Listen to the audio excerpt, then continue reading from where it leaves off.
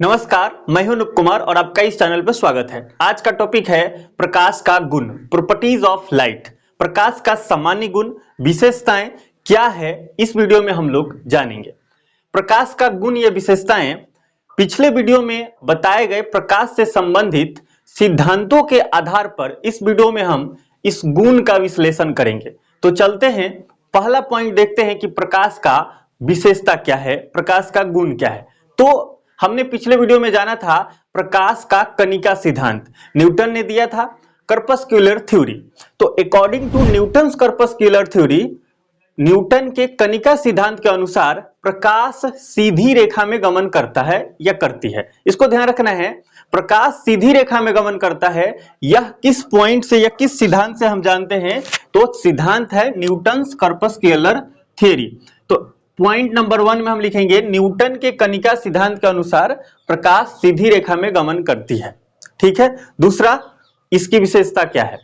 दूसरा हमने सिद्धांत पढ़ा था हाइगेंस प्रिंसिपल या हाइगेंस का तरंग सिद्धांत। तो अकॉर्डिंग टू हाइगेंस प्रिंसिपल प्रकाश तरंग के रूप में गमन करता है। तरंग के रूप में, तरंग ऐसे चलता है ना, वाटर वेव आप देखे होंगे, जब हम नदी किनार पे या तालाब के किनार पे खड़े होकर जब हम पत्थर फेंकते हैं तो आप देखते होंगे कि वाटर ऐसे सरफेस की ओर ऐसे करते आता है ना, ऐसे सरफेस की ओर करते आता है। तो आप ये शेप देख रहे हैं, ये साइड व्यू है, और टॉप व्यू आप क्या देखते हैं?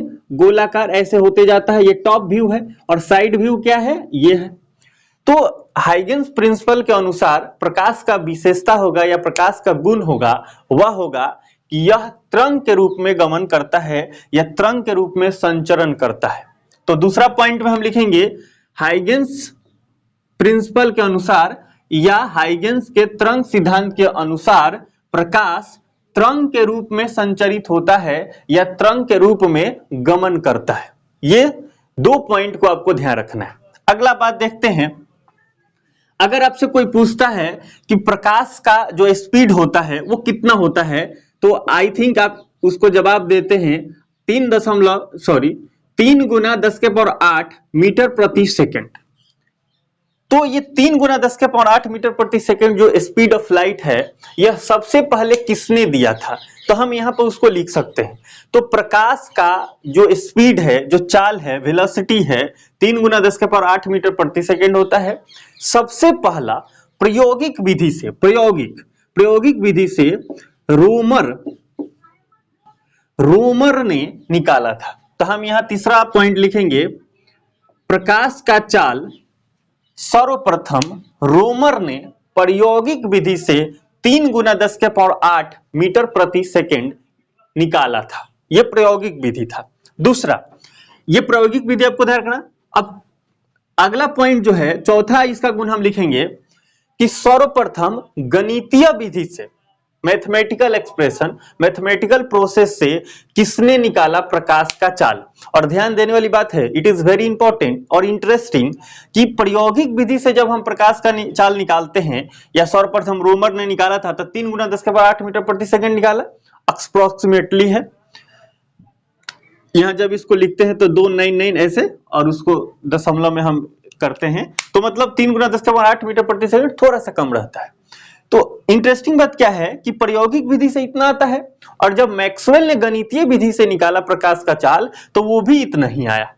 तो इसलिए आपको ध्यान रखना है, सर्वप्रथम गणितीय विधि से, है ना, कौन सा विधि? सर्वप्रथम गणितीय विधि से मैक्सवेल ने प्रकाश का चाल 3 गुना 10 के पावर 8 मीटर प्रति सेकंड निकाला। अब कहिएगा गणितीय विधि से निकाला होगा तो कुछ तो उस सूत्र दिया होगा। तो मैं आपको बताऊं, प्रकाश का जो चाल होता है उसको हम C से डिनोट करते हैं, और उसने सूत्र दिया था C बराबर 1/√एप्सिलॉन म्यू नट। अब ध्यान देने वाली बात है, जब एप्सिलॉन नट और म्यू नट का वैल्यू हम रख देते हैं तो यहां पर ये वैल्यू आ जाता है 3 गुना 10 के पावर 8 मीटर प्रति सेकंड। तो फिर बात आती है एप्सिलॉन नट म्यू नट क्या है? तो ध्यान रखना है, एप्सिलॉन नट है मुक्त आकाश में या निर्वात में विद्युतशीलता, और इसको बोलते हैं मुक्त आकाश में चुंबकशीलता। ये 12 कक्षा में पढ़ना है, 12वीं कक्षा में पढ़ना है। पर आपको ध्यान रखना है, जब हम प्रकाश का गुण लिखेंगे तो चौथे पॉइंट में लिखेंगे सर्वप्रथम गणितीय विधि से मैक्सवेल ने प्रकाश का चाल 3 गुना 10⁸ मीटर प्रति सेकेंड निकाला, और वहां पे ये लिख देंगे c बराबर 1/2 root under epsilon naught mu naught बराबर 3 गुना 10⁸ मीटर प्रति सेकेंड। अगला पॉइंट होगा पांचवा पॉइंट। पांचवा पॉइंट में आपको ध्यान देना है कि प्रकाश जो है कई प्रकार के घटनाओं को प्रदर्शित करता है, जैसे प्रकाश का परावर्तन होता है, प्रकाश का अपवर्तन होता है, वर्ण विक्षेपण होता है, प्रकीर्णन होता है ना, व्यतिकरण होता है, ध्रुवन होता है। कुल मिलाकर लगभग हम मानते हैं कि 8 प्रकार के फेनोमेना होते हैं, घटनाएं होती है। घटना को इंग्लिश में फेनोमेना बोलते हैं, फेनोमेना ऑफ लाइट। तो प्रकाश की 8 घटनाएं होती है। तो यहां पर हम लिख सकते हैं कि प्रकाश परावर्तन, अपवर्तन, वर्ण विक्षेपण, ध्रुवन आदि घटनाओं को प्रदर्शित करता है। अगले पॉइंट में हम जरूर लिखेंगे कि प्रकाश परावर्तन, अपवर्तन, वर्ण विक्षेपण, ध्रुवन इत्यादि घटनाओं को प्रदर्शित करता है ना। तो ये अगला पॉइंट हो जाएगा। उसके बाद आपको पॉइंट लिखना है, पॉइंट नंबर 6 में प्रकाश की विशेषता में ये लिखना है कि एक हम लोग थियरी पढ़े थे पिछले वीडियो में, प्लांक का सिद्धांत है ना। तो क्वांटम सिद्धांत, प्लांक का क्वांटम सिद्धांत पढ़े थे। तो उसमें हमने आपको बताया था कि प्लांक ने कहा था कि light is a pocket of energy. ये एक बंडल है, पॉकेट है, एक एनर्जी का बंडल है। और उसने कहा था कि ये पूरा सा बंडल है और इसमें वेव की तरह है, और ऐसे वेव की तरह, और एक दूसरे से ये आगे जाता है। और इसको मैंने एक अच्छा सा मोमबत्ती को लेकर मैंने आपको बताया था, एक बार फिर से करते हैं ताकि रिवाइज हो जाए। तो देखिए, एक मोमबत्ती है, यहां से प्रकाश निकलता है, सबको बात पता है। और यहां से न्यूटन कॉर्पस्कुलर थ्योरी क्या कहता है कि कण है, कण के रूप में ये आगे बढ़ेगा। जैसे बुलेट से कोई गोली निकलती धाए धाए धाए, तो कण के रूप में आगे निकलेगा। हाइगन साहब बोल रहे हैं कि नहीं, ये वेव की तरह आगे बढ़ेगा। चिड़िया नहीं उड़ाना है, ये वेव का फॉर्म है, ऐसे ऐसे वेव होता है कि नहीं। तो वो छोटा सा मैंने दिया। तो ये हो गया कण, ये हो गया तरंग के रूप में। और यहां जो प्लांक साहब हैं वो क्या बोल रहे हैं कि ये एनर्जी का पॉकेट है, बड़ा बड़ा है, पर ध्यान रखना है कि ये इसके अंदर वेव है, ये कहीं जाएगा और फट जाएगा और उस चीज को एनर्जी मिल जाएगा। तो आपको ध्यान देना है कि इसको फोटोन कहा गया,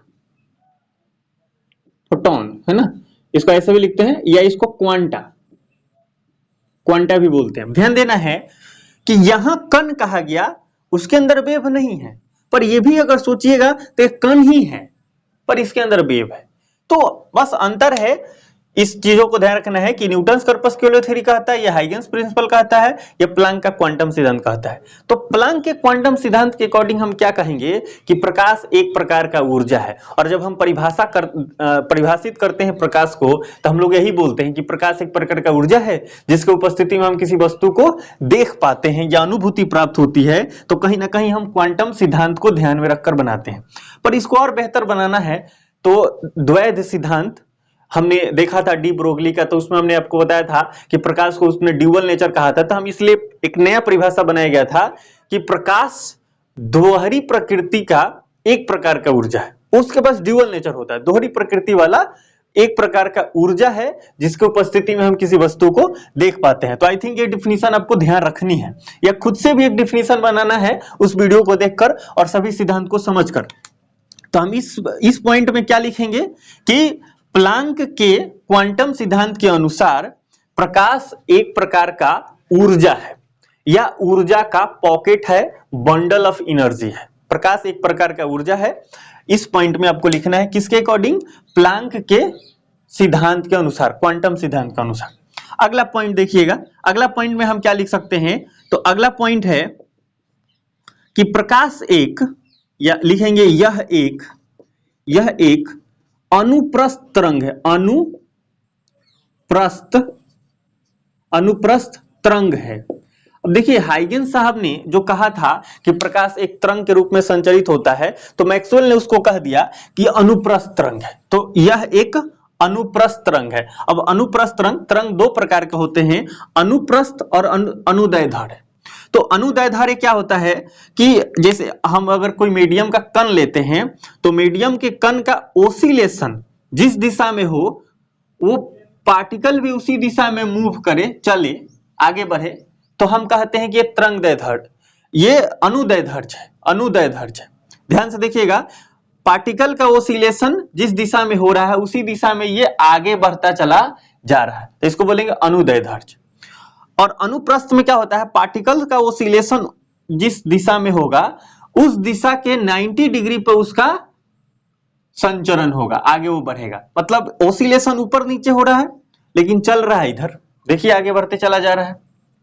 तो इसको ध्यान रखना है कि प्रकाश जो है अनुप्रस्थ तरंग है, और ये बात भी मैक्सवेल ने ही कहा था।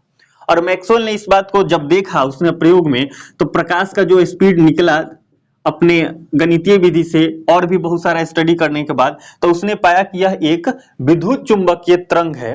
तो हम यहां पर लिख सकते हैं अगला पॉइंट में, पॉइंट नंबर 1 में, कि प्रकाश एक इलेक्ट्रोमैग्नेटिक वेव, विद्युत चुंबकीय तरंग है।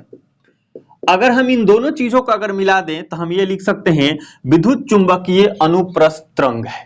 तो मैक्सवेल के अकॉर्डिंग हम इस बात को लिख सकते हैं, दोनों को एक साथ मिलाकर भी लिख सकते हैं कि प्रकाश एक विद्युत चुंबकीय अनुप्रस्थ तरंग है। इन सभी बातों को ध्यान रखना है और उम्मीद करते हैं कि ये सारे पॉइंट्स आपको समझ में आए होंगे। मिलते हैं अगले वीडियो में किसी इंटरेस्टिंग वीडियो के साथ, और इसको आगे बढ़ाएंगे और 10वीं कक्षा का जो फिजिक्स है उसके टॉपिक को स्टार्ट करेंगे। तब तक आप स्टडी कीजिए, और कोई भी कंफ्यूजन रह गया होगा तो कमेंट जरूर कीजिएगा। और यदि आपने सिद्धांत वाला वीडियो क्लास 1 ऐसा लिखा होगा प्रकाशिकी, और उसमें 5 सिद्धांत दिए गए होंगे, अगर वो आप वीडियो नहीं देखे होंगे तो निश्चित ही इस चैनल पे जाकर के वीडियो सेक्शन में उसको देख लीजिए, या प्लेलिस्ट में लाइट नाम का जो प्लेलिस्ट होगा उसमें आप क्लिक कीजिएगा तो पहले में ही वो वीडियो मिल जाएगा।